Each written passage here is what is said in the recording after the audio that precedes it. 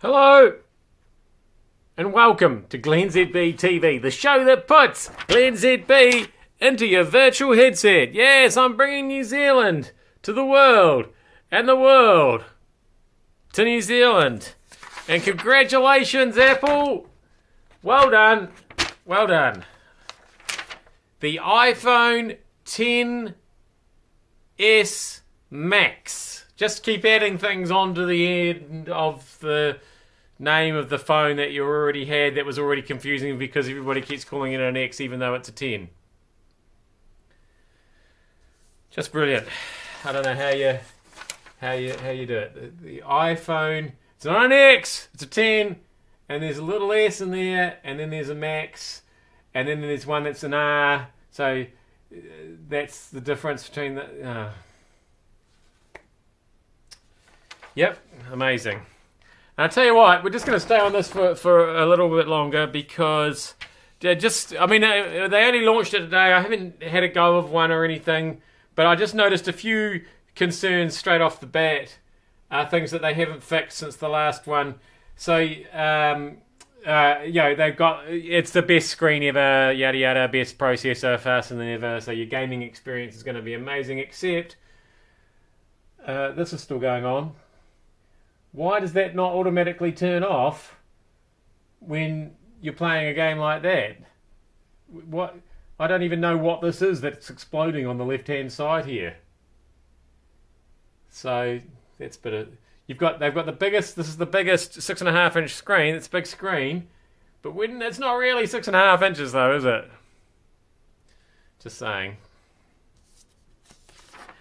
Meanwhile, on another bit of the United States. Oh, and by the way, this is all a bit misleading as well. These prices. This is all in US dollars. So the XS Max starts from $1,099 US, so about $1,600-$1,700 New Zealand.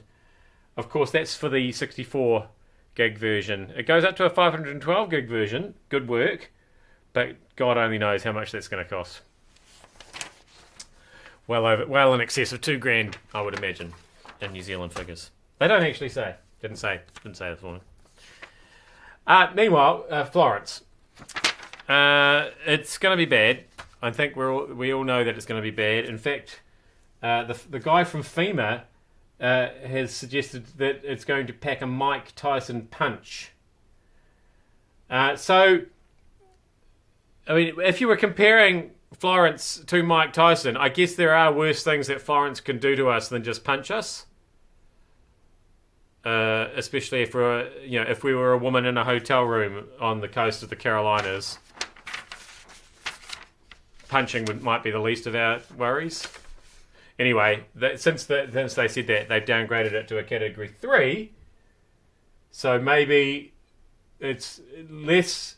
So a less serious thing that Mike Tyson could do than punch us is, of course, he could just act at us. So, anyway.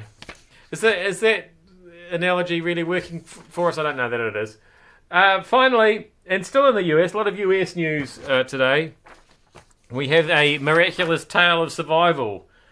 This 10-year-old boy here, this is a bad day. He was attacked by insects. See, another sign of the insect apocalypse. While playing in a tree, fell out of the tree, landed on a meat skewer that penetrated his skull. That's it there. From his face to the back of his head. Now, this is where I just feel like we didn't need these details. Somehow, it completely missed his eyes, his brain, his spinal cord, and major blood vessels. See, by that stage, my face is starting to go numb. I feel slightly nauseous. It didn't hit any of those things. Why did you have to bring those things into the equation? That's all I'm saying. Anyway, the real question there, of course, is why was he in a tree above a field of meat skewers, apparently? I've climbed a few trees in my time. I don't ever remember them being planted above meat skewers. Never ever climb a tree above meat skewers. I think that's the lesson we've learned from that, kids. I am glennzb. Thank you for joining me in your virtual headset. I will see you back here again with more tomorrow.